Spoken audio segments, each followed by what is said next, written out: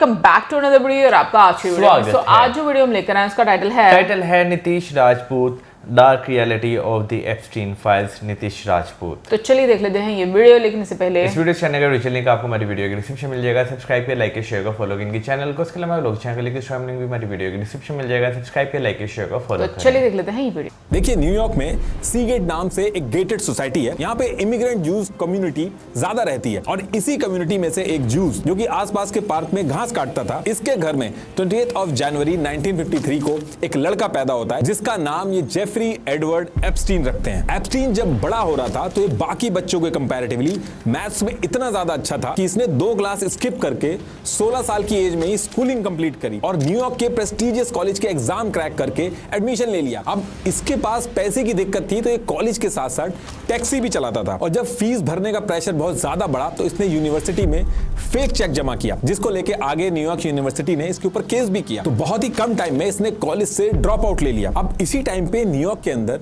Dalton नाम से एक एलीट प्राइवेट स्कूल था। अमेरिका के जो टॉप बिजनेसमैन, पॉलिटिशियन और हाई सोसाइटी फैमिलीज के जो बच्चे थे वो यहाँ पे पढ़ते थे। अगर इस कॉलेज के अंदर टीचर की जॉब चाहिए तो टॉप कॉलेजेस की डिग्री चाहिए होती थी, लेकिन क्योंकि एप्स्टीन मैथ में एक्सेप्शनली टैलेंटेड था तो इसको बिना डिग्री के मैथ्स के टीचर की जॉब मिल जाती है। अब देखिए, जब एप्स्टीन ने यहाँ पे पढ़ाना शुरू किया तो पेरेंट्स टीचर मीटिंग में इसके इंटेलिजेंस से बाकी जो पेरेंट्स थे वो इतने ज्यादा इंप्रेस हुए कि वो अपने बच्चों के लिए इसको प्राइवेट ट्यूटर रखने लगे और यहाँ से एप्स्टीन का जो एक्सेस था वो न्यूयॉर्क की रिचेस्ट फैमिलीज जो थी उनके घरों में बढ़ने लगा। लेकिन कुछ ही महीनों के अंदर कॉलेज के अंदर जो स्टूडेंट्स थे इन्होंने एक पैटर्न नोटिस किया। कॉलेज के अंदर जो छोटी एज की फीमेल स्टूडेंट्स थी उनके साथ एप्स्टीन का बिहेवियर बहुत ही अजीब था। एक स्टूडेंट कैरी लॉरेंस ने यह स्टेटमेंट दिया था कि इस तरीके की क्रीपीनेस थी एप्स्टीन के अंदर लड़कियों को लेकर कि वो आज की डेट तक नहीं भूल पाया।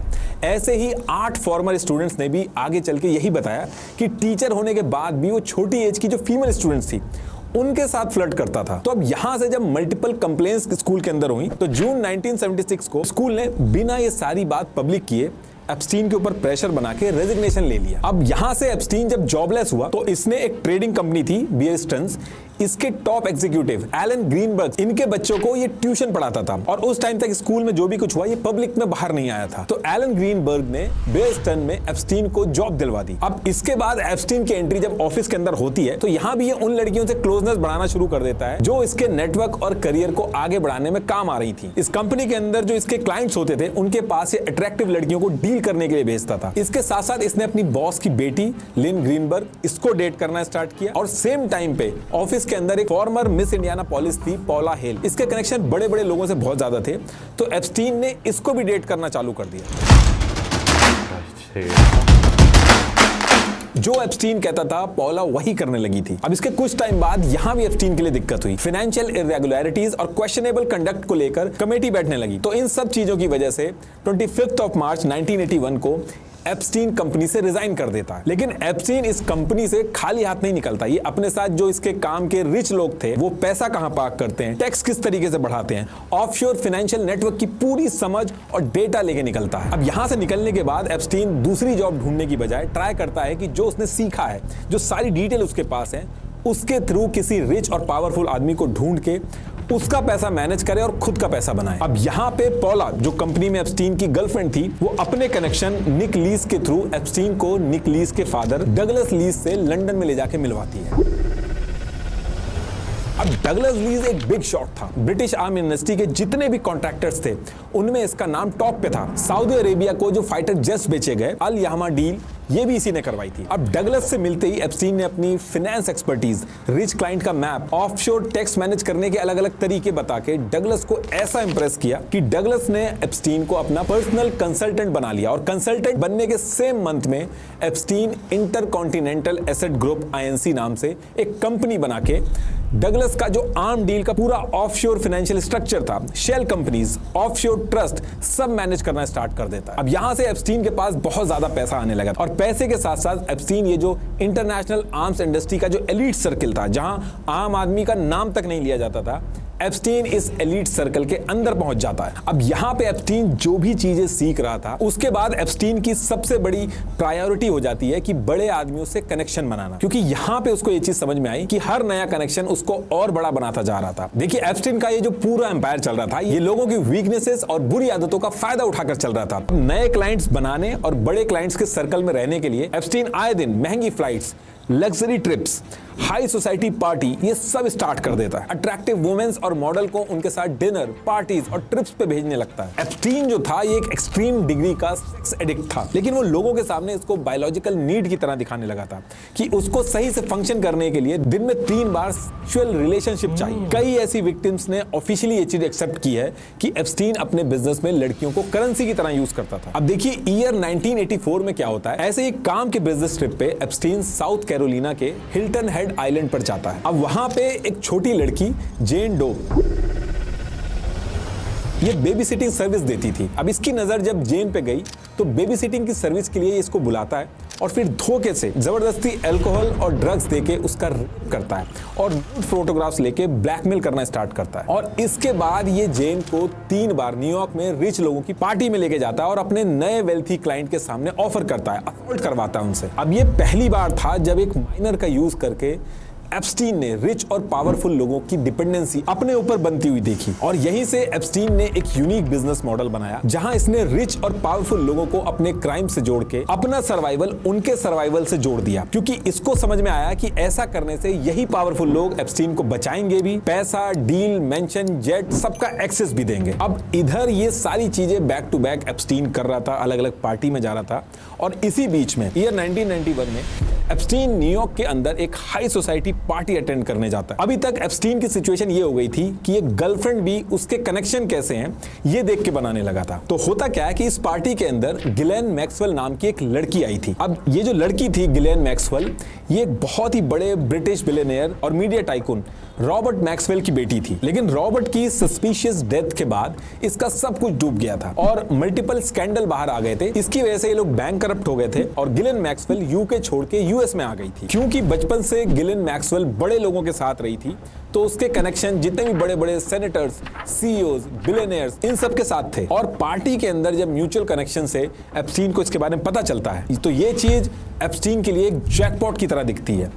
इस पार्टी में दोनों मिलते हैं और बहुत ही कम टाइम में एप्स्टीन मैक्सवेल को अपनी गर्लफ्रेंड बना लेता है। अब देखिए, मैक्सवेल का भी सब कुछ डूब चुका था, इसको भी पैसों की जरूरत थी। तो एप्स्टीन का जो अमीर लोगों के साथ लड़कियों को भेजना और क्लाइंट बनाने वाला जो बिजनेस मॉडल था, इसके पूरे ऑपरेशन में मैक्सवेल एप्स्टीन की कोऑपरेटर बन जाती है। और फिर यहीं से एप्स्टीन फाइल वर्ड, जो आए दिन आप न्यूज में सुनते हैं, इसका पूरा गेम स्टार्ट होता है। Epstein and Maxwell became increasingly visible within elite social circles, regularly attending high-profile gatherings and private events, places them among influential figures into prominent networks of power and social influence. होता क्या है कि relationship में आने के 1 साल बाद year 1992 में एप्स्टीन और मैक्सवेल एप्स्टीन का जो पाम बीच वाला जो बंगला था, इसमें एक साथ रहना स्टार्ट कर देते हैं। अब जब इन्होंने साथ रहना स्टार्ट किया तो इस घर के अंदर अजीब अजीब चीजें होने लगी। इस घर के अंदर जो स्टाफ थे, उनके लिए मैक्सवेल ने 58 पेजेस की एक रूल बुक डिजाइन करी। जो सारा स्टाफ था घर का, उनको ये रूल्स फॉलो करने होते थे। जैसे किसी भी स्टाफ को एप्स्टीन की आंखों में देखना अलाउड नहीं था, कहीं और देख के जवाब देना होगा। घर में कोई भी गेस्ट आए तो किसी भी सिचुएशन में उससे बात नहीं करनी है। एप्स्टीन के सामने कुछ खाना नहीं है, परफ्यूम या बॉडी लोशन नहीं लगाना है। और इसके साथ साथ ये लोग एनडीए भी साइन करा लेते हैं घर के स्टाफ से कि घर की कोई भी बात ये लोग बाहर नहीं डिस्कस कर सकते। इस पूरे घर में हर जगह इंक्लूडिंग बाथरूम हिडन कैमरा लगा दिए गए थे। टिश्यू पेपर के डब्बे, घड़ी के अंदर, इनफैक्ट बाथरूम के अंदर जो सोप बॉक्स था, हर जगह हिडन कैमरा थे। इन कैमरों का सारा डेटा रिकॉर्ड करके एक अलग रूम था, वहां डीवीडी और टेप्स में स्टोर करना स्टार्ट कर दिया। और सारी रिकॉर्डिंग लाइव इन्होंने एक रूम में चलाना स्टार्ट की, जहां से एप्स्टीन सारी चीजें देखता था। ये सारी चीजें जो मैं बता रहा हूं, ये कि हाउस मैनेजर हुआन ने कोर्ट में कंफर्म की है। घर सेट होने के बाद एप्स्टीन और मैक्सवेल ने मिलकर art school, music school, summer camps, यहाँ पे जो भी लड़कियां इमोशनली या फाइनेंशियली वीक थी या फिर जिनकी फैमिली में इश्यूज चल रहे थे, उनको लाना स्टार्ट करते हैं। एकदम इनिशियल स्टेज पे ये लोग लड़कियों को असॉल्ट नहीं करते थे, बल्कि 3-4 बार बुला के पहले कंफर्टेबल फील कराते थे। शॉपिंग, मूवी दिखाना, कई केस में तो उनकी फैमिली वालों से भी बातचीत करते थे, क्लोजनेस बढ़ाते थे। और जब लड़कियां कंफर्टेबल होकर ट्रस्ट करने लगती थी, तब मैक्सवेल धीरे धीरे इनकी ग्रूमिंग स्टार्ट करती थी। मैक्सवेल बड़ी बहन बनके इनको अपने घर में लेके आती थी और घर में पहले से ही नेकेड लड़कियों की फोटो लगी होती थी। घर के पूल के पास मैक्सवेल अचानक से टॉप बैठ जाती थी ताकि लड़कियों को ये सब नॉर्मल लगे। अजीब अजीब सेक्सुअल नेचर के गेम्स और एक्टिविटी करवाती थी और कहती थी कि जो सबसे कंफर्टेबल होगा उसको उतना बड़ा रिवॉर्ड मिलेगा। मैक्सवेल लड़कियों को अलग अलग तरीके से समझाती थी कि वो उनकी बड़ी बहन है और ये सारी चीजें ग्रोन अप्स करते हैं। ये सब करने के बाद ये लोग कैटेगराइज करते थे कि कौन सी लड़की आराम से कंट्रोल की जा सकती है, कौन लालची है, कौन झुक सकती है, और फिर मॉडलिंग या अलग अलग चीजों का नाम लेके ये लड़कियों का सेमी न्यूड फोटोशूट करा के मॉडलिंग बुक नाम से एक फाइल बनाते थे जो ये आगे क्लाइंट्स के पास भेजते थे। बहुत ही कम टाइम में इस घर के अंदर बहुत बड़े बड़े पॉलिटिशियन और बिजनेसमैन आने लगे और फिर जिन लड़कियों को लेके ये कॉन्फिडेंट रहते थे उनको मैक्सवेल घर के मसाज रूम में लेके जाती थी जहां एप्स्टीन पहले से ही मसाज टेबल पे लेटा रहता था और इसके बाद मैक्सवेल लड़कियों को खुद मसाज करके दिखाती थी और फिर लड़की वही स्टेप फॉलो करती थी और उसके बाद एप्स्टीन उनको असॉल्ट करता था और फिर कंफर्टेबल करके इनको अपने हाई वैल्यू क्लाइंट्स के पास भेजा जाता था। और इसके बाद भी अगर कोई डर जाए या मुंह खोलने की बात करे या तो पैसे से मुंह बंद करते थे या फिर धमकाते थे। कई स्कूलों के अंदर कम उम्र की लड़कियों को बुलाने के लिए कई स्कूल्स में इन्होंने एक स्कीम बना दी थी जिसमें मसाज के नाम पे लड़कियों को $300 ऑफर करते थे और अगर कोई लड़की रेफरल लेके आती थी तो उसको $200 रेफरल का मिलता था। एकदम पिरामिड स्कीम टाइप इन्होंने बना रखी थी। जो लड़की जितने ज्यादा रेफरल लेके आएगी उसका उतना पैसा बनेगा। अब अगले 3-4 साल तक बिना किसी दिक्कत के ये सब चलता रहता, लेकिन पहली प्रॉब्लम स्टार्ट होती है ईयर 1995 में। एक्चुअली में होता क्या है कि ये लोग New York academy of art NYAA में डोनेशन देके वहां की लड़कियों के साथ भी क्लोज आने का ट्राई करते थे और फिर यहीं पे इनको एक लड़की मिलती है जिसका नाम मारिया फ्रेमर होता है। सबसे पहले मारिया की बहुत ज्यादा तारीफ करते हैं, बैक टू बैक उसकी पेंटिंग खरीदते हैं और फिर आर्ट एडवाइजर के नाम पे मारिया को नौकरी पे रख के धीरे धीरे इसको ग्रूम करना चालू करते हैं। अब मारिया ने जब जॉब स्टार्ट करी तो उसने घर के अंदर देखा कि रोज छोटी छोटी स्कूल की लड़कियां लाइन लगा के आती थी, कुछ ऐसी भी थी जो रोती हुई घर से बाहर भागती थी। इनफैक्ट मारिया ने मैक्सवेल से पूछा भी कि क्यों हो रहा है, तो मैक्सवेल ने उसको वहीं पे समझा दिया कि अर्ली एज में मॉडलिंग में करियर बनाने आती हैं और जिनका सिलेक्शन नहीं होता है वो रोती हुई चली जाती है यहाँ से। तो मारिया इस बात को वहीं पे इग्नोर कर देती है। अब सेम मंथ के अंदर मारिया को एक दिन एप्स्टीन के ऑफिस भी जाना था। वहां पे डोनाल्ड ट्रंप जो थे वो पहले से ही बैठे हुए थे और जैसे ही मारिया अंदर घुसी ट्रंप उसके पैरों की तरफ देखने लगते हैं। ये जो चीज मैं बता रहा हूँ ये मारिया के ऑफिशियल स्टेटमेंट में है, लेकिन ट्रंप ने इसको डिनाई किया था। तो ट्रंप मारिया के पैरों की तरफ देखते हैं और अचानक से पीछे से एप्स्टीन आता है और वो कहता है कि नो ये तुम्हारे लिए नहीं है। और फिर ये सुन के मारिया बहुत जल्दी जल्दी रूम से निकलने लगती है। तो ट्रंप ने कहा कि मुझे लगा 16 साल की है। अब इसी के साथ साथ मैक्सवेल ने मारिया की जो छोटी बहन थी एनी, उसको भी एक एजुकेशनल प्रोग्राम के बहाने से बुला लिया था और बहुत ही कम टाइम में एनी को भी ग्रूम करके मैक्सवेल मसाज वाले रूम में ले जाके असॉल्ट करती है। लेकिन एनी ने सोचा कि उसकी बहन की जॉब चली जाएगी, इसलिए वो चुपचाप वहां से निकल जाती है और सेम मंथ में ये लोग मारिया को भी असॉल्ट करने का ट्राई करते हैं। लेकिन मारिया क्या करती है, जैसे तैसे दूसरा रूम बंद करके अपने आप को बचा लेती है। अब मारिया और एनी दोनों के साथ जो हुआ ये आपस में डिस्कस करते हैं और अपनी फैमिली को बता देते हैं और फिर 29 अगस्त 1996 को ये पूरी की पूरी फैमिली एप्स्टीन और मैक्सवेल के खिलाफ पुलिस में जाके केस रजिस्टर करवा देती है। लेकिन एप्स्टीन पहले से ही पाम बीच पुलिस डिपार्टमेंट को मोटी मोटी डोनेशन दे रहा था और इसके कॉन्टेक्स्ट भी बहुत ज्यादा बढ़ गए थे, तो यहां पे पुलिस कोई एक्शन नहीं लेती है। और जब कुछ नहीं होता है तो इसके अगले वीक 3 सितंबर 1996 को ये लोग FBI के पास जाते हैं, वहां भी कोई एक्शन नहीं होता। इनफैक्ट FBI के डायरेक्टर का खुद का नाम एप्स्टीन फाइल में आगे चल के आ गया था। ऐसे ही 12 मई 1997 को एक और लड़की एलिशिया आर्डन को मॉडलिंग के नाम पे बुला के असॉल्ट का ट्राई करते हैं, तो उसने भी पुलिस कंप्लेन कर दी। ऐसी मल्टीपल कॉल्स लड़कियों की पुलिस स्टेशन में रेगुलर बेसिस पे जाने लगी थी। 1-2 बार बस पुलिस एप्स्टीन के घर फॉर्मेलिटी के लिए गई, लेकिन कोई भी एक्शन नहीं लिया। इन्हीं सारी चीजों के बीच में एक दिन ट्रंप अपने मारा-लागो रिजॉर्ट में एक पार्टी देते हैं। इस पार्टी के अंदर ट्रंप एप्स्टीन और मैक्सवेल को भी बुलाते हैं और इसी पार्टी में एक और लड़की आती है।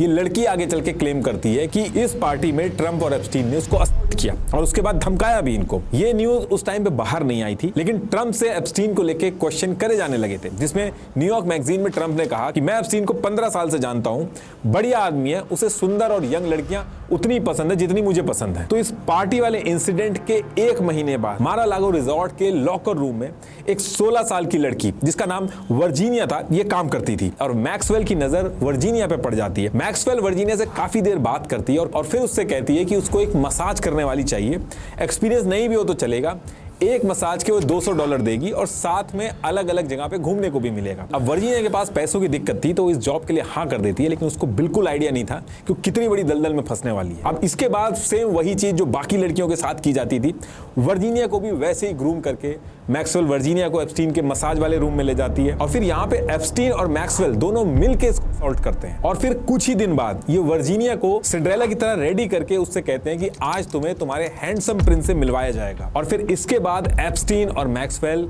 रॉयल फैमिली के प्रिंस एंड्रयू, ब्रिटेन की क्वीन एलिजाबेथ के बेटे, इनके पास वर्जीनिया को लेके जाते हैं, जहां प्रिंस एंड्रयू वर्जीनिया को मल्टीपल टाइम एक्सप्लॉइट करता है। और यहां पे भी ये लोग रुकते नहीं है, वर्जीनिया को ये 2 बार बिल क्लिंटन के पास भी भेजते हैं। ये जो चीज मैं बता रहा हूं ये वर्जीनिया ने अपने ऑफिशियल स्टेटमेंट में बताई है। एक तरफ मीडिया के अंदर एप्स्टीन की इमेज एक अल्ट्रा रिच, ब्रिलियंट और हाइपर कनेक्टेड फाइनेंसर की बनी हुई थी, वहीं दूसरी तरफ ये लोग वर्जीनिया और उसके साथ बाकी और लड़कियों को दुनिया के रिच और पावरफुल लोगों के पास भेज भेज के एक्सप्लॉइट कर रहे थे। और दिक्कत की बात इसमें यह थी कि ये लोग सिर्फ सेक्सुअली एक्सप्लॉइट ही नहीं करते थे, इसके साथ साथ लड़कियों को बिना किसी रीजन के चाबुक से मारते थे, बॉडी पे निशान बनाते थे। एक कंट्रोवर्शियल नॉवेल लोलिता, जिसमें अंडर एज के ऑब्सेशन की कहानी है, एप्स्टीन इस नॉवेल से इतना ज्यादा ऑब्सेस्ड हो जाता है कि इन लड़कियों के अलग अलग बॉडी पार्ट पे ये उस नॉवेल के कोट लिखता था और फिर क्लाइंट के पास भेजता था। तो ये जो सारी चीजें एप्स्टीन यहाँ पे कर रहा था, इस टाइम पे एप्स्टीन के सामने 2 बड़ी दिक्कत स्टार्ट होना शुरू हो गई थी। पहली ये थी कि यूएस के मेनलैंड पे होटल्स, मेंशन और लग्जरी रिजॉर्ट में कुछ गलत करने से कई रिच लोग ऐसे थे जिनको एक्सपोज होने का डर था कि कहीं कोई स्टाफ या सर्वेंट से बात बाहर ना निकल जाए। दूसरी दिक्कत एप्स्टीन के लिए थी कि यूएस के अंदर मैक्सवेल और एप्स्टीन के खिलाफ लड़कियों की कंप्लेंट्स और एलिगेशन बहुत तेजी से बढ़ते चले जा रहे थे। लीगल चैलेंजेस और पब्लिक स्क्रूटनी भी धीरे धीरे बढ़ती जा रही थी, जो एप्स्टीन के लिए बहुत बड़ा सरदर्द बनती जा रही थी। अब सेम टाइम पे क्या होता है कि एप्स्टीन की नजर द विला रिपोर्ट के एक आर्टिकल पे पड़ती है। इस आर्टिकल में लिटिल सेंट जेम्स नाम से एक प्राइवेट आइलैंड सेल के लिए आता है। मैप पे अगर आप देखोगे तो ये यूएस से ये इस साइड ये वर्जिन आइलैंड है, इसके अंदर ये सेंट थॉमस है, ये सेंट क्रॉइक्स है और ये सेंट जॉन है। अब ये जो सेंट थॉमस और सेंट जॉन के बीच में ये जो आप 2 छोटे आइलैंड देख रहे हो, इसमें से ये वाला लिटिल सेंट जेम्स आइलैंड है। अब क्योंकि ये मेनलैंड से दूर एक प्राइवेट प्रॉपर्टी थी, तो कोई आम आदमी, गवाह, पुलिस कोर्ट, इन सबका कोई भी चक्कर नहीं था इस आइलैंड पे। तो 27 अप्रैल 1998 को $7.95 मिलियन में अपनी एक शेल कंपनी के नाम पे खरीद लेता है। अब ये आइलैंड खरीदने के बाद एप्स्टीन इस पूरे आइलैंड का इस तरह से कंस्ट्रक्शन करवाना चालू करता है कि बड़े से बड़ा आदमी अपनी दुनिया से दूर यहाँ इतने बड़े समुद्र के बीचों बीच आके बिना किसी रूल के जो मन करना चाहे वो करे। एप्स्टीन ने इस आइलैंड के सारे नेटिव वेजिटेशंस को हटा के चारों तरफ बड़े बड़े पाम के पेड़ लगवा दिए ताकि पूरा आइलैंड छुप जाए, अंदर का कुछ भी पता ना चले। पूरे आइलैंड को एक प्राइवेट किंगडम जैसी अल्ट्रा लग्जरी डेस्टिनेशन में बदल दिया और दूर से देखने में ये बिलियनियर्स का प्लेग्राउंड लगता था। एप्स्टीन ने यहाँ पे सबसे इंपॉर्टेंट चीज प्राइवेसी को दी। Private pathway, restricted access area, separate compound, सब ऐसे बनाया गया था कि वहां कोई कुछ भी आके करे वो चीज बाहर की दुनिया तक पहुंच ही नहीं पाए। अगर गलती से भी इस आइलैंड के आसपास कोई स्कूबा डाइवर तक भी अगर दिख जाए, तुरंत एप्स्टीन के गार्ड उसके पास जाके भगा देते थे उसको। पूरे आइलैंड की हर एक्टिविटी ट्रैक करने के लिए सीक्रेट कैमरा लगवाए गए थे ताकि अमीर लोगों के सीक्रेट भी एप्स्टीन के पास रहें। और जब कंस्ट्रक्शन का काम पूरा हो गया तो इस आइलैंड के सारे पुराने वर्कर्स को हटा के मैक्सवेल खुद साउथ अफ्रीका गई और वहां खुद 70 लोगों के इंटरव्यू लेके आइलैंड के लिए स्टाफ हायर किया। और ये सारी चीजें करने के बाद इस पूरे आइलैंड पे जो लड़कियां आने वाली थी, जो ये लोग लेके आते, उनके लिए एक पूरा ऑपरेशन सेट किया गया। इनिशियल डेज में इस आइलैंड पे पहुंचने वाली लड़कियों का कांटेक्ट पॉइंट यूएस में एप्स्टीन का घर होता था, जहां स्कूल कॉलेजेस की लड़कियों को ग्रूम करते थे। उसके बाद लड़कियों को सेंट थॉमस के सिरिल ई किंग एयरपोर्ट लाके वहां से एप्स्टीन आइलैंड पे लाया जाता था। सिरिल ई किंग एयरपोर्ट के जो customs and border protection officers थे, उनके साथ इन्होंने इस तरीके का अरेंजमेंट कर लिया था कि ये ऑफिसर इस एयरपोर्ट पे किसी भी लड़की के आने जाने में कोई क्वेश्चन नहीं करते थे। इनफैक्ट एक दिन एप्स्टीन 11 साल तक की एक लड़की को अपने प्राइवेट हेलीकॉप्टर में बैठा के ले गया, किसी ने कोई क्वेश्चन नहीं किया। ये तो यूएस की जो लड़कियां थी उनकी बात हो गई, और जिन लड़कियों को ये लोग यूएस के बाहर से लेके आते थे उनके लिए भी अरेंजमेंट किया गया। इन्होंने H1B वीजा की एक स्पेसिफिक कैटेगरी का मिसयूज करके ये बाहर से लड़कियां लेके आए, जहां इन्होंने कुछ लड़कियों को मॉडलिंग असाइनमेंट के फेक प्रोमिसेस करके बुलाया। लेकिन ये जब ये कर रहे थे तो इसमें वीजा को लेके काफी इश्यूज हो रहे थे। दूसरा, यूएस के वीजा पे जब लड़कियां आती थी तो उनके नाम वगैरह सारी डिटेल्स रजिस्टर हो जाती थी, तो एप्स्टीन जो उनके साथ करता था उसका रिस्क बढ़ जाता था। तो इससे निपटने के लिए एप्स्टीन ने एक माइल्स अलेक्जेंडर नाम के आदमी से बात करके लड़कियों को बिना वीजा के बोट में स्मगल करके लाने के लिए कहा, ताकि लड़कियों का रजिस्ट्रेशन वगैरह ना हो। लेकिन लास्ट में इसने मना कर दिया, तो ये प्लान भी इसका फेल हो गया। जो लड़की एक बार इस आइलैंड पे आ जाती थी, ये आइलैंड उस लड़की के लिए एक ओपन जेल बन जाती थी। आइलैंड पे लैंड करते ही इनके passport, phones, email, ID password सब रख लिए जाते थे। इसके बाद इनका मेडिकल करके इनके मेडिकल रिकॉर्ड भी मेंटेन किए जाते थे। एक 15 साल की लड़की ने एक रिच गेस्ट के पास जाने के लिए मना कर दिया था, तो इस आइलैंड के ऊपर इन्होंने उसका खाना वगैरह बंद कर दिया था। वो इतनी परेशान हो गई थी कि खुले समुद्र में कूद गई, लेकिन उसके बाद भी गार्ड्स उसको पकड़ के लाए और फिर गेस्ट के सामने उसको फोर्सफुली ऑफर किया। एप्स्टीन इस आइलैंड पे सिर्फ नेटवर्क और रेफरेंस के बेसिस पे ही आना अलाउ करता था, और जो अल्ट्रा रिच और पावरफुल क्लाइंट्स थे, एप्स्टीन उनको एयरपोर्ट से नहीं लेके आता था। उनके लिए एक प्राइवेट जेट था जो एप्स्टीन ने कस्टमाइज कराया था। इसमें बेड वगैरह लगाए थे और जर्नी के टाइम पे प्लेन के अंदर ग्रुप में गलत काम करवाए जाते थे। इस प्राइवेट जेट में एप्स्टीन जो करता था वो धीरे धीरे करके मीडिया वालों को भी अंदर अंदर पता था, इसीलिए यूएस मीडिया में इस प्राइवेट जेट का नाम लोलिता एक्सप्रेस भी रख दिया गया था। बिल क्लिंटन 16 बार इस आइलैंड पे आए। कब और कैसे पहुंचे इस आइलैंड पे, ये एक बार आप पॉज करके देख लीजिएगा इनकी ट्रैवल हिस्ट्री। कौन एप्स्टीन के लिए यूजफुल कनेक्शन है, कौन रिच है, कौन साइंटिस्ट है, इसका ट्रैक रखना और अपॉइंटमेंट्स बुक करना और इस आइलैंड पे पहुंचने वाली लड़कियों का ट्रैवल अरेंज करना, ये सारा काम एप्स्टीन ने लेस्ली ग्रॉफ को दिया हुआ था। एप्स्टीन फाइल में अगर आप ये नाम डालोगे तो सेकंड हाईएस्ट टाइम मेंशन है ये। अब देखिए, यहां तक तो सारी चीजें सही चल रही थी, लेकिन मार्च 2005 में एक ऐसी चीज होती है जिसकी वजह से एप्स्टीन अभी तक ये जो पूरा अपना बिजनेस मॉडल चला रहा था वो सब का सब मुसीबत में पड़ जाता है। होता क्या है कि एक रॉयल पाम बीच हाई स्कूल था जिसकी लड़कियों को एप्स्टीन और मैक्सवेल बहुत टाइम से टारगेट कर रहे थे। अब इस स्कूल के अंदर एक हेली नाम की लड़की थी। इसने स्कूल में अपनी एक फ्रेंड को बताया कि एक घर है, वहां जाके मसाज देने पे $300 मिलते हैं। एक्चुअली हेले इस लड़की को इसलिए लेके जाना चाहती थी क्योंकि एप्स्टीन ने एक रेफरल सिस्टम बना रखा था। अगर कोई लड़की दूसरी लड़की को लेके आती है तो उसको $200 रेफरल के मिलते थे। तो हेली अपनी फ्रेंड को लेके गई, वहां एप्स्टीन ने इन दोनों को एक्सप्लॉइट किया। जो लड़की आई थी उसको $300 मिले और हेले को $200 मिले। ये रेफरल स्कीम जो थी ये धीरे धीरे पूरे स्कूल में फैलने लगी। अब स्कूल के अंदर जो सारी चीजें चल रही थी, ये चीजें जब प्रिंसिपल के पास पहुंची, उसने एक लड़की को बुला के उसका बैग चेक किया। उस लड़की के पर्स में $300 निकलते हैं और प्रिंसिपल बहुत ज्यादा परेशान हो जाती है और इसकी एक स्टेप मदर थी, उसको बुला के सारी चीजें बताती है कि स्कूल के बाहर ये लोग ये सारी चीजें कर रहे हैं। अब स्कूल की अथॉरिटी, आसपास के जितने लोग थे, ये सारे लोग जाके 14 मार्च 2005 को पुलिस के पास कंप्लेन करते हैं, प्रेशर बनाते हैं। और प्रेशर इस लेवल का बनता है कि पहली बार होता है कि पुलिस कंप्लेन रजिस्टर करी जाती है। पुलिस कंप्लेन रजिस्टर करके इन्वेस्टिगेशन स्टार्ट करती है। जितनी स्कूल गर्ल्स एप्स्टीन के पास गई थी, सारी लड़कियों से इंटेरोगेशन किया जाता है, तो पता चलता है कि पिछले 2 साल से एप्स्टीन इतनी सारी लड़कियों को अब्यूज कर चुका था। अब इसके बाद पुलिस क्या करती है, हेले से एप्स्टीन के घर पे फेक कॉल करवाती है, एक लड़की का रेफरल देने के लिए बोलती है और 5 अप्रैल 2005 11 AM की अपॉइंटमेंट फिक्स करवाती है। ये सब इसलिए किया जा रहा था ताकि एप्स्टीन के अगेंस्ट प्रूफ इकट्ठा किया जा सके। इसके साथ साथ पुलिस ने वेस्ट कलेक्शन सर्विस के एक आदमी को एप्स्टीन के घर में प्लांट करके एप्स्टीन के घर से जो कचरा निकला था उसको एक बैग में इकट्ठा करवा के एनालिसिस करवाना शुरू किया। और जब इस कचरे को इन्होंने एनालाइज किया तो 5 अप्रैल की जो हेले ने मीटिंग रखी थी उसकी स्लिप भी मिलती है 11 बजे की। उसमें सारी डिटेल्स होती है अपॉइंटमेंट की, हेले और SG नाम के इनिशियल्स भी लिखे होते हैं और इससे पुलिस के पास प्रूफ आ जाते हैं। अब इसके बाद इन्वेस्टिगेशन वगैरह सब पूरी करने के बाद 28 अक्टूबर 2005 को मॉर्निंग में 9:36 पे पुलिस एप्स्टीन के घर पे रेड मार देती है। जैसा विक्टिम्स ने बताया था, मसाज रूम वगैरह पूरा लेआउट एग्जैक्टली वैसा ही निकला।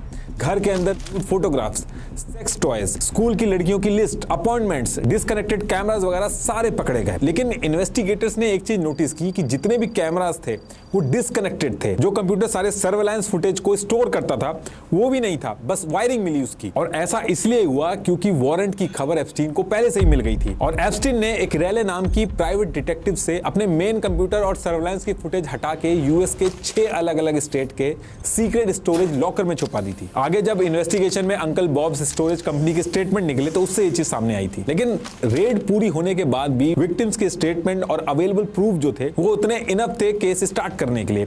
कोर्ट में मल्टीपल हेयरिंग के बाद 30 जून 2008 को एप्स्टीन को गिल्टी मान के 18 महीने की सजा सुना के जेल में डाल दिया जाता है। लेकिन जिस लेवल का क्राइम उसने किया था उसके हिसाब से लोग बहुत ज्यादा हैरान थे कि एप्स्टीन को बहुत कम सजा हुई है। अब यहां से जब एप्स्टीन जेल में पहुंचता है तो अगर कोई आम कैदी होता तो उसको काल कोठरी में डाल दिया जाता, लेकिन एप्स्टीन कोई आम आदमी नहीं था। इसको एक सेपरेट सेल दी गई जो हमेशा खुली रहती थी। बाहर निकल के स्पेशल मैनेजमेंट एरिया में वो अकेले टीवी देखता। जेल के पार्किंग लॉट में एक गाड़ी लगी रहती थी जिसमें बेड था और जेल के पार्किंग लॉट में कार के अंदर वो लड़कियों के साथ इन्वॉल्व होता था। इस कार में जो लड़की थी उसने अपने स्टेटमेंट में भी ये चीज मेंशन की। ये सारी चीजें जब होती थी तो कोई भी ऑफिसर दूर दूर तक कार के पास नहीं आता था। इसके साथ साथ एप्स्टीन जेल के स्टोर से बच्चों के साइज के लेडीज इनरवियर खरीदता था। ये सारी चीजें करने के बाद भी एप्स्टीन ने 10 अक्टूबर 2008 को फ्लोरिडा साइंस फाउंडेशन का बहाना बना के वर्क रिलीज के लिए अप्लाई किया और ये अप्रूव भी हो गया। यहां से एप्स्टीन वीक में 6 दिन 12 घंटे 8 AM से 8 PM काम करने के बहाने से जेल से बाहर निकल सकता था। एप्स्टीन सिर्फ रात में सोने आता था जेल में। इतने बड़े क्राइम के बाद भी वो खुलेआम बाहर घूम रहा था और लड़कियों को बुला के दोबारा से वही काम कर रहा था। जेल के अंदर उसने कुछ भी सही से फॉलो नहीं किया। उसके बाद भी 22 जुलाई 2009 को गुड बिहेवियर का बहाना देके एप्स्टीन को सिर्फ 13 महीने में ही जेल से रिलीज कर दिया गया। अब जब ये रिलीज हुआ तो उसके बाद भी कई ऐसी विक्टिम थी जो इसके ऊपर कुछ न कुछ केस करती जा रही थी, लेकिन ज्यादा कुछ इसका हो नहीं रहा था। और कुछ जर्नलिस्ट भी थे ऐसे जो इसके बारे में प्रिंट कर रहे थे। इन जर्नलिस्ट को एप्स्टीन ने अलग अलग तरीके से धमकाना भी शुरू किया। कुछ जर्नलिस्ट के घरों के सामने बिल्ली के सर काट के डाल दिए। बंदूकों की जो गोलियां थी डराने के लिए वो रख दी ताकि ये लोग इसके बारे में छापना बंद कर दें। लेकिन जेल से निकलने के बाद भी एप्स्टीन ने अपना गलत काम बंद नहीं किया। इनफैक्ट जो बगल वाला आइलैंड था ग्रेट सेंट जेम्स आइलैंड, उसको भी खरीद के कंस्ट्रक्शन स्टार्ट कराना चाह रहा था और वही सारी चीजें उस पर करना चाह रहा था। लेकिन 28 नवंबर 2018 को एप्स्टीन को सबसे बड़ा झटका लगता है। इस दिन जूली ब्राउन नाम की एक जर्नलिस्ट थी। इसने मल्टीपल विक्टिम से इंक्वायरी की, खुद रिसर्च की और ये जो एप्स्टीन का पूरा केस था इसके ऊपर एक परवर्जन ऑफ जस्टिस नाम से रिपोर्ट पब्लिश करी, जिसमें इसने ये बताया कि यूएस की कोर्ट और FBI ने मिलकर कानून का मजाक बना के एप्स्टीन, जिसने छोटी छोटी बच्चियों तक को नहीं छोड़ा, उसको बचाया। अब जूली की रिपोर्ट बाहर आते ही पूरे यूएस के अंदर हल्ला हो गया। हर तरफ लोग गुस्सा हो गए। सब तरफ एक ही न्यूज चलने लगी। प्रेशर इतना ज्यादा बढ़ गया कि 5 और 6 दिसंबर 2018 को यूएस के पार्लियामेंट रिपब्लिकन और डेमोक्रेट्स दोनों ने मिलकर डिपार्टमेंट ऑफ जस्टिस से एप्स्टीन की इन्वेस्टिगेशन दोबारा स्टार्ट करवा दी। और इस बार विक्टिम्स जो थी वो खुल के सामने आई, इंटरव्यू दिए, मसाज, कैश पेमेंट, रिक्रूटमेंट, पूरा का पूरा नेटवर्क जो चल रहा था, सारी डिटेल्स लोगों के सामने आने लगी। और फिर 6 जुलाई 2019 को शाम को 5:30 बजे एप्स्टीन को दोबारा से अरेस्ट करके जेल में डाला जाता है। Epstein's arrest marked a turning point, bringing renewed scrutiny to long-standing allegations. Prosecutors signaled a broader investigation as the case re-entered the national spotlight, with wider implications emerging. दूसरी तरफ सेम टाइम पे Epstein का जो घर था और island था, जो बाकी प्रॉपर्टी थी, वहां भी पुलिस छापे मारती है। पुलिस को सारी सीडीज, पिक्चर वगैरह सारे प्रूफ मिलते हैं। एक एप्स्टीन के नाम से फेक ऑस्ट्रिया का पासपोर्ट भी मिला। और इन सारी चीजों के साथ और भी बहुत अजीब अजीब चीजें मिली एप्स्टीन के घर से। एप्स्टीन ने अपने घर के अंदर ट्रम्प की फोटो के कॉन्ट्रासेप्टिव्स रखे थे। बिल क्लिंटन की फीमेल कॉस्ट्यूम में पेंटिंग मिली। इससे पहले जो एप्स्टीन जेल गया था तो उसका एक्सपीरियंस बहुत ही अच्छा था, बहुत आराम की जिंदगी थी। लेकिन इस बार लोगों में इतना गुस्सा था कि उसको कोई रियायत नहीं दी गई। एप्स्टीन ने सब कुछ ट्राई किया, पैसा, पावर, सब कुछ, लेकिन कुछ भी नहीं हुआ। और फिर 10 अगस्त 2019 को सुबह 6:30 पे एप्स्टीन अपने सेल में मरा हुआ मिलता है। और कोइंसिडेंस भी ऐसा था कि इसी टाइम पे फ्लोर के CCTV कैमरा में भी प्रॉब्लम आ जाती है। और इस टाइम के जो कैदी थे उनमें से कई कैदियों ने आगे चल के ये भी बताया कि एक दिन वो मॉर्निंग में जल्दी उठे थे तो उन्होंने एक ऑफिसर को ये कहते हुए सुना था, तुमने उस आदमी को मार दिया। तो यहां से ये भी डिस्कशन चल गया था कि एप्स्टीन ने खुद अपनी जान नहीं ली है, बल्कि पावरफुल लोगों ने बचने के लिए एप्स्टीन को मरवाया। और इसके बाद सबसे सरप्राइजिंग न्यूज ये आई 29 जून 2020 को एरी बेन मेनाशी, इन्होंने एक इंटरव्यू में खुलेआम बोला कि जेफरी एप्स्टीन और मैक्सवेल इजराइल की इंटेलिजेंस एजेंसी मोसाद के लिए काम कर रहे हैं और ये यूएस के बड़े बड़े लोगों के वीडियो हनी ट्रैप के लिए बना रहे हैं ताकि इजराइल यूएस को अपने इशारों पे नचा सके। इनफैक्ट एफबीआई की भी एक रिपोर्ट नंबर 90314 में लिखा है कि एप्स्टीन मोसाद एजेंट था और जिस टाइम इजराइल के पीएम बराक थे उसी टाइम उन्हीं के अंडर उसकी ट्रेनिंग हुई ताकि यूएस पे इजराइल का इन्फ्लुएंस रहे। लेकिन फैक्चुअली ये सारी चीजें आगे बढ़ नहीं पाई। एप्स्टीन के मरने के बाद भी कहानी खत्म नहीं हुई। लोगों ने और ज्यादा प्रेशर बनाया कि ये जो पूरी इंक्वायरी हुई है इसकी फोटोग्राफ्स, डॉक्यूमेंट सब कुछ रिलीज करना चाहिए पब्लिक के सामने ताकि सच पता चले। और इसी चीज को एप्स्टीन फाइल नाम दिया गया। पब्लिक ने इतना प्रेशर किया कि पब्लिक को शांत करने के लिए 27 फरवरी 2025 को एप्स्टीन फाइल का एक बेसिक पार्ट जो कोर्ट में ऑलरेडी था उसको रिलीज किया गया। एक्चुअल फाइल जो थी उसको छुपा लिया गया था, लेकिन उसके बाद भी पब्लिक मानी नहीं और फिर मजबूरी में 19 नवंबर 2025 को यूएस में Epstein file transparency act law बनाना पड़ा, जिसमें US DOJ department of justice को एप्स्टीन फाइल रिलीज करने के ऑर्डर मिले। और इस एक्ट के पास होने के बाद डिपार्टमेंट ऑफ जस्टिस ने एप्स्टीन के केस में जितनी भी इंफॉर्मेशन, सामान, फोटोग्राफ सबको डेटा सेट में अरेंज किया और उन्हें नंबर देके टोटल 12 डेटा सेट बनाए। और 19 दिसंबर 2025 को डेटा सेट नंबर 1 से लेके 8 रिलीज हुए। इसमें एप्स्टीन के मैनहट्टन वाले घर और वर्जिन आइलैंड कंपाउंड की फोटोग्राफ्स, हैंड रिटन नोट्स, ये सब थे। ऐसे कर करके 12 तक डेटा सेट रिलीज किए गए, जिसमें से जो डेटा सेट नंबर 9 था उस पे सबसे ज्यादा न्यूज बनी। इसमें एप्स्टीन की पर्सनल और हाई प्रोफाइल कॉन्टेक्ट्स के ईमेल का मेन बैच था। इसी में ही दुनिया भर के बड़े बड़े लोगों के नाम आए जिनसे बात कर रहा था, इंफॉर्मेशन एक्सचेंज कर रहा था। और इस डेटा सेट में से एक ड्राफ्ट ईमेल जो एप्स्टीन ने बस ड्राफ्ट किया था, उसमें एप्स्टीन ने क्लेम किया कि रशियन गर्ल से कांटेक्ट में आने के बाद बिल गेट्स को सेक्सुअली ट्रांसमिटेड डिजीज हो गई थी और उसकी एंटीबायोटिक्स उन्होंने एप्स्टीन से मंगवाई। इन ईमेल डॉक्यूमेंट्स में स्टीवन हॉकिंस का भी नाम आया। डॉक्यूमेंट्स में वर्जीनिया से रिलेटेड एलिगेशन का भी डिस्कशन हुआ, जिसमें कहा गया कि स्टीवन हॉकिंस भी आइलैंड पे आए थे और ग्रुप सेक्सुअल एक्टिविटी में पार्टिसिपेट किया। इसके साथ साथ एप्स्टीन अपने एक ट्रांस ह्यूमनिज्म आइडिया पे भी काम कर रहा था, जिसकी वजह से एकेडमिक्स, रिसर्चर्स और साइंटिस्ट के कॉन्टेक्ट में रहने की कोशिश करता था और पार्टीज में उनसे यही डिस्कशन करता था। कई रिपोर्ट्स में भी ये चीजें मेंशन की गई कि ये अपने न्यू मैक्सिको के जोरो रेंज में एक टाइम पे 20 औरतों को अपने डीएनए से प्रेग्नेंट करवाना चाहता था और जोरो रेंज में एक बेबी रेंज बनाना चाहता था, जहां सिर्फ उसकी जीन्स वाली नई जनरेशन पैदा हो ताकि उसका डीएनए फैल सके। यही सारे रीजन थे कि एप्स्टीन के जाने के बाद भी लोग आज भी जानना चाहते हैं कि जो एप्स्टीन फाइल में चीजें पब्लिक की गई, ये सिर्फ उतना ही था या फिर इसमें अभी भी कई सारे ऐसे बड़े लोग थे जिनके नाम इनमें से बचाए गए। भाई आज की वीडियो देखकर तो मैं कहूंगी कि वाकई में दिल दहलाने वाले इंकशाफात हैं, क्योंकि जिस तरह की इसके अंदर चीज़ें बताई गई हैं, आई एम श्योर बहुत सारी चीज़ें तो लोगों के सामने आई ही नहीं होंगी। 99% तो मुझे लगता है बिल्कुल भी नहीं आई होंगी, 1% जो बता दिया गया होगा। भाई देखिए अभी भी जो पब्लिक के सामने लाया गया ना, वो सिर्फ उतना ही लाया गया जिससे देख के पब्लिक का गुस्सा जो है वो शांत हो सके, क्योंकि अगर पूरी पूरी डिटेल्स जो है वो सारी बाहर हो जाएगी तो बहुत ज़्यादा जो है ना वो एक अनार्की जो है वो फैलती है लोगों में कि भाई कभी कभी मुझे लगता है वैसे ये अनार्की फैल जानी चाहिए। जिस तरह की ये सिचुएशंस और हालात देखती हूँ ना मैं यार, लाइक ये चीज़ तो कंफर्म है कि वो मेंटली सिक आदमी था, नॉर्मल तो बिल्कुल नहीं था, ठीक है ना। जिसको इतनी ज़्यादा एडिक्शन है तो ऐसा आदमी नॉर्मल तो नहीं हो सकता। देखिए अनार्की फैलाना जो है ना वो कदरे आसान होता है, लेकिन फिर बाद में से समेटने बहुत ज़्यादा मुश्किल होता है। फिर लोग जो है वो कंट्रोल में नहीं आते और बहुत ज़्यादा टाइम जो है वो लग जाता है।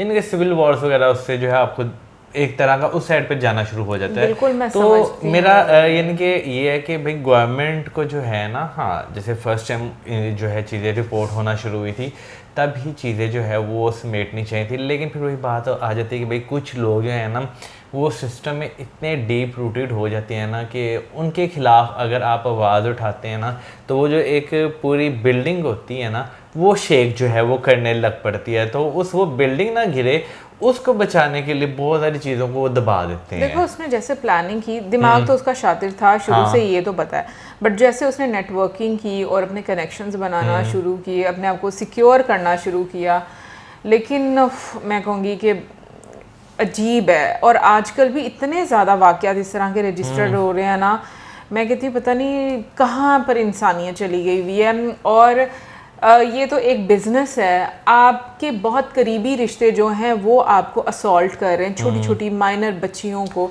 तो मुझे लगता है पेरेंट्स को बहुत केयरफुल होना चाहिए आजकल के टाइम में, तो लड़का और लड़की दोनों के मामले में बहुत ज़्यादा केयरफुल होना चाहिए। कभी कभी सुनते थे कि एलीट में ना बहुत अजीब तरह से जो है ना वो चीज़ें जो है वो चलती हैं, फिर जब इस तरह की वो फाइल्स सामने आती हैं, इनके रिपोर्ट्स जो हैं वो इस तरह की सामने आती हैं, भाई ऐसी रिपोर्ट्स भी बनाने के लिए जो है ना बड़ा जिगरा जो है वो चाहिए, आपको बहुत ज़्यादा जो है ना हिम्मत वाला जो है वो होना पड़ता है कि आप जो विक्टिम्स हैं उनको इंटरव्यू करें और फिर जो है एक प्रॉपर रिपोर्ट जो है वो आप पब्लिश करें, वरना बहुत सारी चीज़ें जो है ना वो बीच में जो है स्टक हो जाती हैं।